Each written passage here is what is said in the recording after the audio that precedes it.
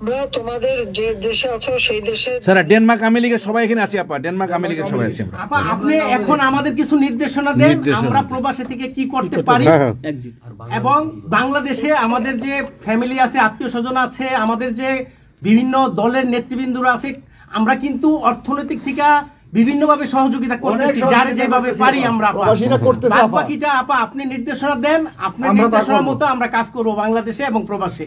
তোমাদের যেটা করতে হবে, একটা হচ্ছে তোমরা যে দেশে আছো সেই দেশের আইন কানুন মেনে ইউতে, ইউরোপিয়ান ইউনিয়নে যেখানে তোমার ওখানকার পার্লামেন্টে যেখানে আছো সব জায়গায় এই জনমতটা তৈরি করতে হবে।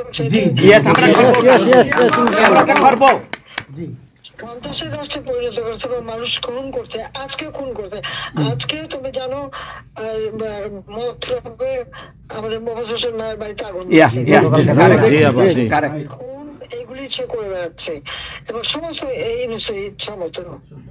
কাজে তোমরা এই বিষয়গুলি তোলো, আর আত্মীয় স্বজন বন্ধু বান্ধব পরিচিত যারা আছে খুবই কষ্ট আছে, তাদেরকে সাহায্য করো। মামলা দিয়ে দিয়ে আমাদের নেতা কর্মীদের চরম হয়রানি করে যাচ্ছে, তাদেরকে সহযোগিতা করা, এই যে আইনজীবী ঠিক করা, এবং আন্তর্জাতিক ভাবে কিভাবে মানে এদেরকে জনমত সৃষ্টি করা এবং সরকার যে অপকর্মগুলি করছে সেগুলি তুলে ধরা, এই কাজগুলি তোমাদের আমরা করবো। আপা একটা জিনিস একটু সন্দেহ লাগতেছে আপা, তাদের সাথে তোমরা থাকবা, কাজ করবা, আর দেশের ভিতরেও মানুষকে যে এই সরকারকে না তাড়ালে দেশের মানুষের মুক্তি দেয়, যে এরা জঙ্গিদের সাথে হাত মিলিয়ে এই ইউনূস, যাকে সবচেয়ে বেশি সুবিধা আমি দিচ্ছি, গ্রামীণ ব্যাংকে 400 কোটি টাকা আমি দিয়েছিলাম যখন 96 সালে সরকারে ছিলাম, ব্যাংকটা বসে যাচ্ছিল। আমাদের অপরাধটা কি ছিল? কারণ ইউনূসের কথায় তারা এই হত্যাকাণ্ড চালিয়েছে এবং সেটা তারা বলছে।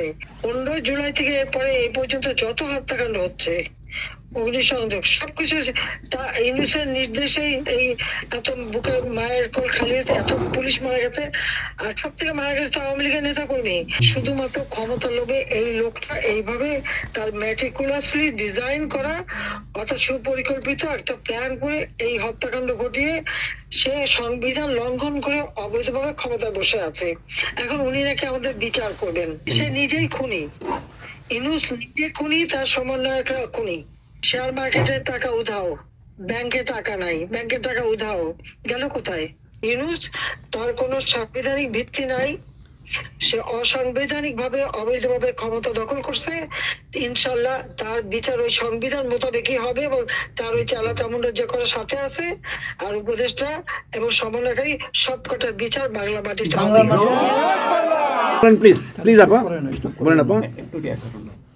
আমি যে কথাগুলি বলি রাখো, তোমরা রেকর্ড করে রাখো, তোমরা প্রচার করো, আমার আপত্তি নেই।